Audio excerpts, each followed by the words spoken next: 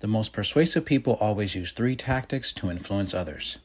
Whether you're negotiating a pay raise, presenting ideas to your colleagues, or convincing your friends to try out a new restaurant in your city, persuasion is an integral part of communication in your daily life.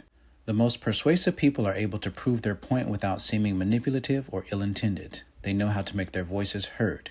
Here are 3 tactics they use to influence others, according to psychologists and executive coaches. Number 1, they speak with conviction. Sometimes being persuasive is more about how you say something than what you're saying. You can make a big impact by making small changes in your word choice. Speaking with conviction and authority is key. Consider the differences between saying, "I think we should," versus "in my experience." One signals uncertainty, the other expertise. Or how about "I'm trying to" versus "we're implementing"? The first suggests struggle, the second implies purposeful action. Instead of saying, "I guess we should switch our approach," in your next team meeting, for example, you could say something like, "It's clear that we need to tweak our methods." Switching out passive, weak words for ones that show action helps your message land better and shows confidence. Be mindful not to get carried away and use jargon that's hard to understand or feels unnatural. Wielding added, simply be more direct. Number 2, they don't argue, they debate. It can be difficult to relay a message when the other person feels like they're being attacked or like you're taking a dig at them. You can fix this problem by framing these conversations as debates instead of arguments.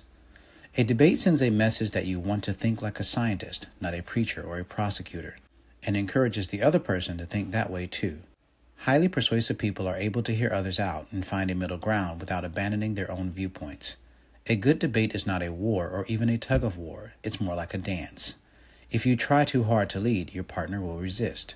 If you can adapt your moves to hers, and you can get her to do the same, you're more likely to end up in rhythm. Number 3, they repeat themselves, but not literally. When someone gives a speech or address, you may notice them going back to their main message after each point they make. This isn't coincidental.